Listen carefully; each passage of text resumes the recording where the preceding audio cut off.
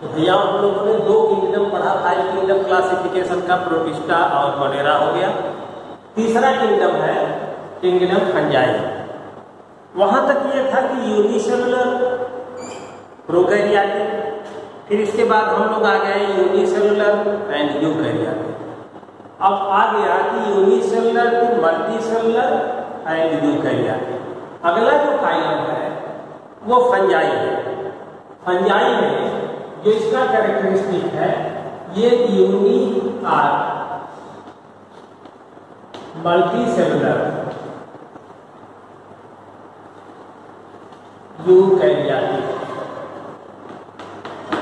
Eukaryotic होते हैं। अब जब मल्टीसेलुलर हुए तो इनके अंदर कुछ स्ट्रक्चरल डिफरेंस भी होगा, तो इसको कहते हैं कि फिलामेंटस। फिलामेंट का मतलब रेशा या तंतु होता है, तंतु के अनुसार इस तरह से ये बढ़ते हैं। तो जब कोई कैरेक्टर जनरल देखा जाता है तो जनरल कैरेक्टरिस्टिक के पहले इसका हैबिटाट देखेंगे। हैबिटाट का मतलब उसके रहने का स्थान क्या है। इसके बाद ये देखते हैं कि इसका मोड ऑफ न्यूट्रिशन क्या है। फिर इसके बाद सेलुलर स्ट्रक्चर देखते हैं। फिर इसके बाद कुछ और विशेष कैरेक्टर हो तो इनको कहा जाता है कि हैबिटाट में कॉस्मोपॉलिटन कहेंगे। कॉस्मोपॉलिटन का मतलब होता है हर जगह पाए जाने वाला। They are distributed in all type of habitats, aquatic, terrestrial, arboreal, कोई भी होगा, हर जगह पाए जाते हैं। हवा में भी पाए जाते हैं, स्पोर के फार्म में, हॉट स्टीम एयर में भी पाए जाएंगे, पानी में भी पाए जाएंगे, टेरेस्ट्रियल हैबिटाट में भी पाए जाते हैं। इसलिए इनको कॉस्मोपॉलिटन हैबिटाट कहा जाता है, हर जगह पाए जाते हैं। दूसरा कहा गया मोड ऑफ न्यूट्रिशन, इनको वैसे भी सेप्रोफाइट कहा जाता है। सेप्रोफाइट का मतलब होता है कि organism that depend on dead and decaying material for their nutrition are called saprophyte. तो ये सेप्रोफाइट होते हैं न्यूट्रिशन में, लेकिन इन्हीं की कुछ स्पीशीज क्या होती हैं, पैरासाइट भी होते हैं, डिजीज काज करते हैं, डिकम्पोजर होते हैं। डिकम्पोजर होते हैं, डिकेइंग मटेरियल का या लिटर्स को क्या करते हैं, डिकम्पोज करते हैं और उससे अपना न्यूट्रिशन लेते हैं। और ये भी का डिकम्पोजर है, तो इन्वायरमेंटल पॉल्यूशन भी दूर करते हैं। तो ये कैसा इतना पैसा सेप्रोफाइट में क्या होता है कि एंजाइम रिलीज करते हैं, रिलीज करने के बाद में ये अपना बॉडी सरफेस से एब्जॉर्ब करते हैं। तो इस तरह से अब तो इसे इसके बाद ये देखा जाता है कुछ स्पेसिफिक कैरेक्टर हो इसमें। स्पेसिफिक कैरेक्टर में क्या है, सिम्बियोसिस हो करते हैं। सिम्बियोटिक एसोसिएशन का मतलब होता है कि दो ऑर्गेनिज्म एक साथ रहते हैं, दोनों एक दूसरे के लिए फायदेमंद होते हैं। Two organism live together and beneficial to each other. तो ऐसे केसेस में फंजाई एल्गी के साथ, एल्गी और फंजाई एक साथ रहते हैं, उस ऑर्गेनाइजेशन के एसोसिएशन को नाम दिया जाता है लाइकेन। लाइकेन हो गया, एल्गी और फंजाई का एसोसिएशन है। एल्गी फूड प्रोडक्ट प्रोड्यूस करता है और वो मॉइस्चर या वाटर देता है तैयार करके। और दूसरा हायर प्लांट्स के रूट में पाया जाता है, उसको बोलते हैं माइकोराइजा। फंजाई हायर प्लांट के रूट में पाया जाएगा तो उसको माइकोराइजा कहेंगे। तो ये कुछ स्पेसिफिक कैरेक्टर्स हो गए। इसके बाद इसका रिप्रोडक्टिव कैरेक्टर, रिप्रोडक्शन जो होता है इसके अंदर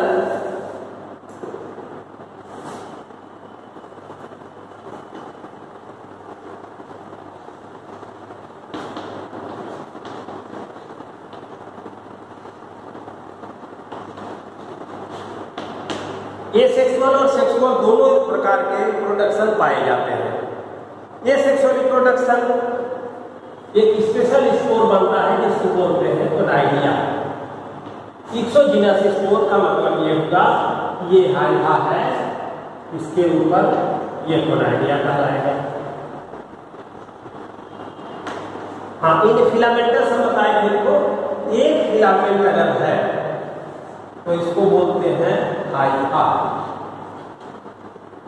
और इसी का नेटवर्क बन गया, बहुत सारे हाइफा इकट्ठा हो गए तो इसको बोलेंगे माइसीलियम।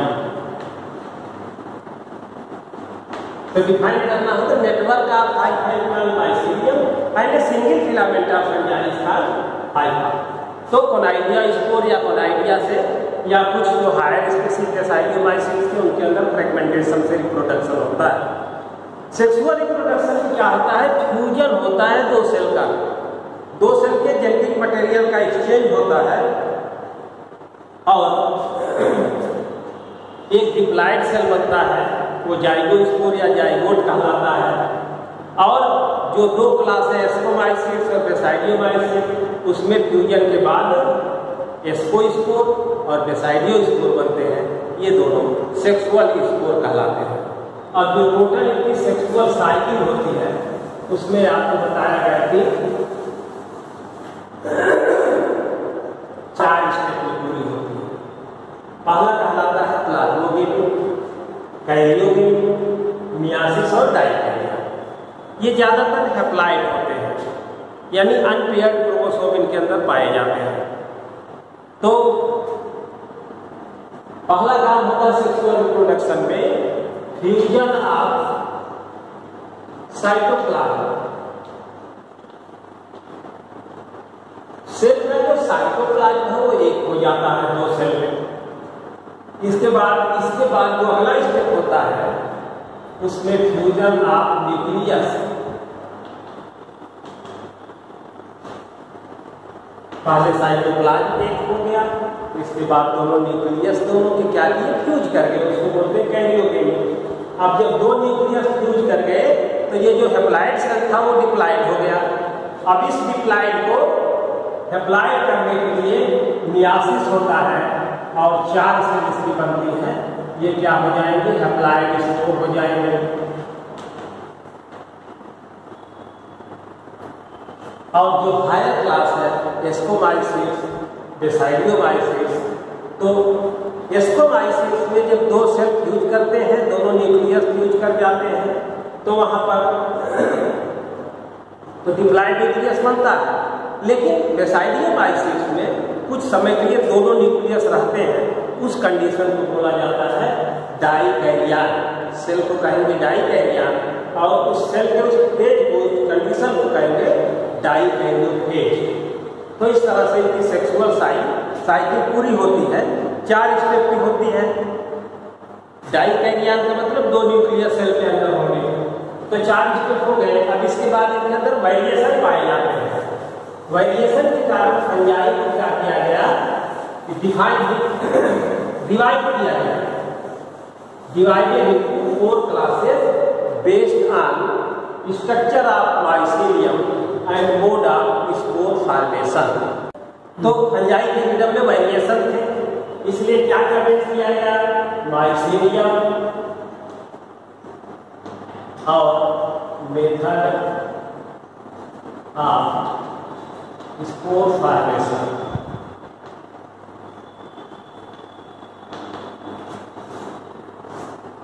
और कुछ मॉर्फोलॉजिकल कैरेक्टर को लेकर के 4 ग्रुप में इसको बांटा गया। क्लास पहला हुआ फाइटोमाइसीट्स, सेकेंड हुआ एस्कोमाइसीट्स, तीसरा हुआ बेसाइडोमाइसीट्स और चौथा है ड्यूटेरोमाइसीट्स। अब जो पहला क्लास है फाइटोमाइसीट्स, ये अनडेवलप्ड फंजाई है। इनका जो माइसीलियम होता है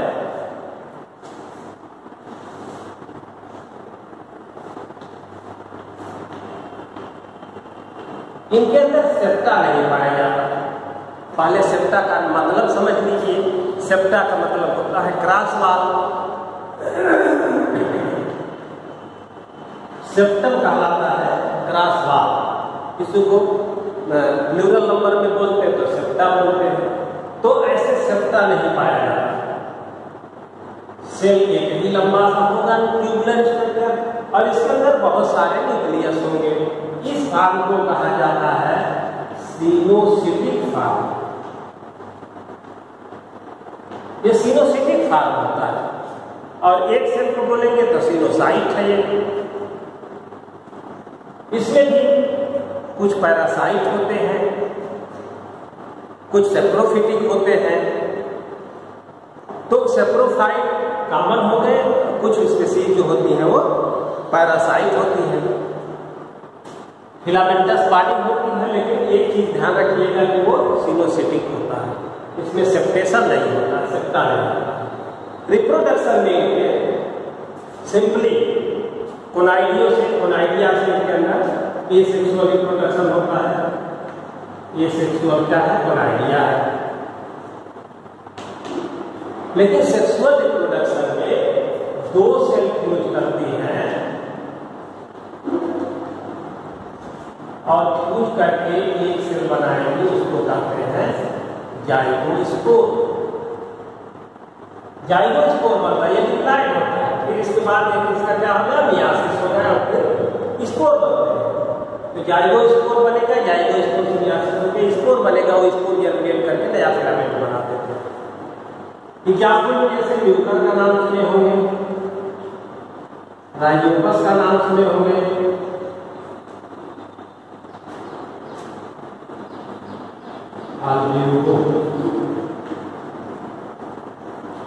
ये इनके एग्जाम्पल हैं, सिनोसिटिक होते हैं। ये ध्यान देने वाली बात है।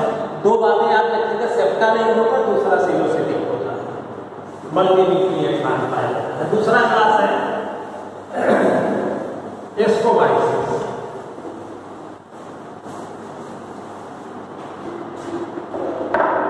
एस्कोमाइसिस में यूनिसेलुलर एंड मल्टीसेलुलर। यूनिसेलुलर तो कहा गया कि जो ईस्ट आपका फंजाई है ये सेल का बना हुआ, वो भी एस्कोमाइसिस की आता है। और मल्टीसेलुलर माने फिलामेंटस होंगे।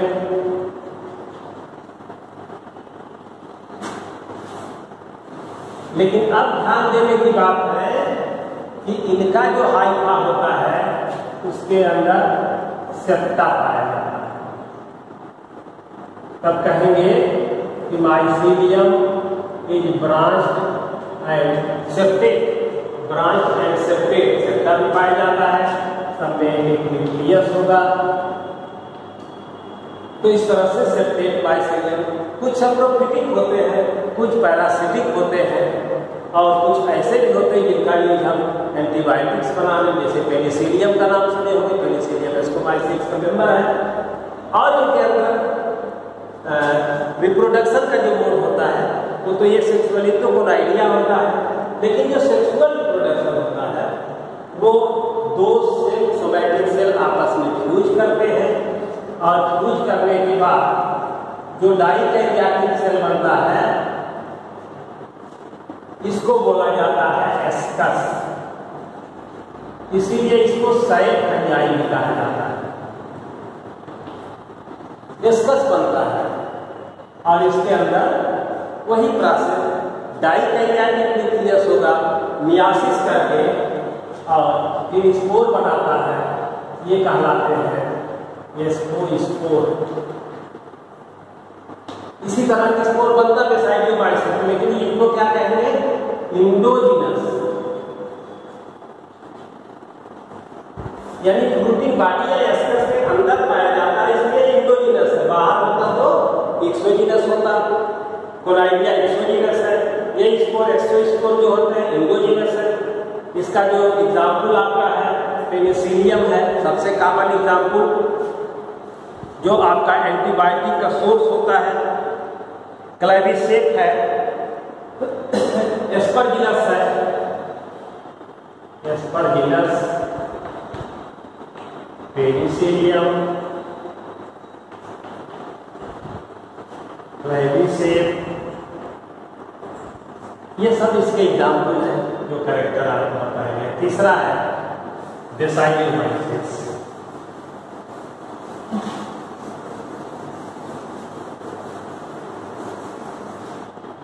इनको क्लब फंजाई कहा जाता है, ब्रैकेट फंजाई कहा जाता है या पफबाल कहा जाता है, क्योंकि ऐसे स्ट्रक्चर इनका क्लब जैसा होता है।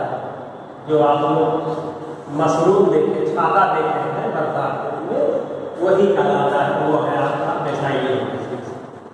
उसी के नाम पे इसको क्लब मास कहा जाता है। क्लब का मतलब वो गदा होता है।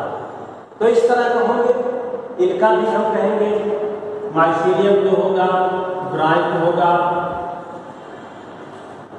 सेप्टेट होगा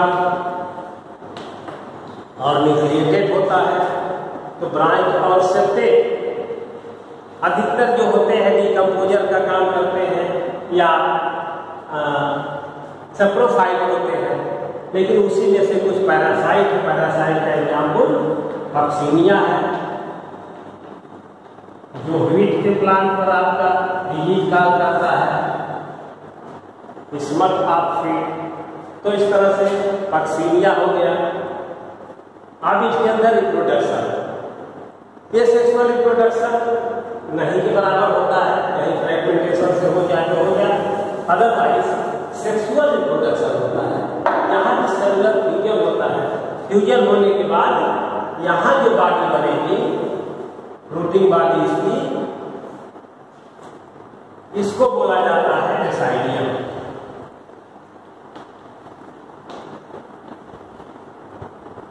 ये कई होंगे, पूरे को मिला के बेसाइलियो का कहेंगे, एक को बोलेंगे बेसाइलियम। फ्यूजन का प्रोसेस यहाँ पर दोनों न्यूक्लियस कुछ देर तक रहते हैं, डाइकैरियोट शो करते हैं। उसके बाद क्या होगा, इसमें भी स्पोर बनते हैं।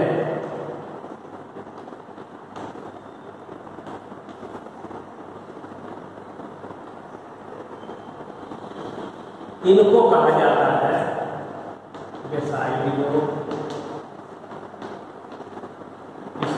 प्रोसेस वही है, प्लांटोगेमी, टेरियोगेमी, मियासिस, बेसाइलियो स्पोर फॉर्मेशन। अब आपसे पूछा जाए कि एस्को स्पोर और बेसाइलियो स्पोर में क्या डिफरेंस है, तो वहां हमने बताया था कि वो इंडोजिनस होते में पाए जाते हैं और ये बेसाइलियो स्पोर बाहर पाए जाते हैं। इसको क्या कहलाते हैं, एक्सोजिनस कहलाते हैं। अब इसमें मशरूम की कुछ स्पेसीज एडिबल होती हैं, इकोनॉमिक इम्पोर्टेंस इनका है, और कुछ मेडिसिन में यूज की जाती है, और कुछ पैरासाइट हार्मफुल एक्टिविटी शो करती हैं। और अगला जो आपका है ड्यूटेरोमाइसिस,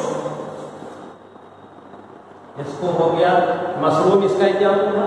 ड्यूटेरोमाइसिस में इसको इम्परफेक्ट फंजाई कहा जाता है।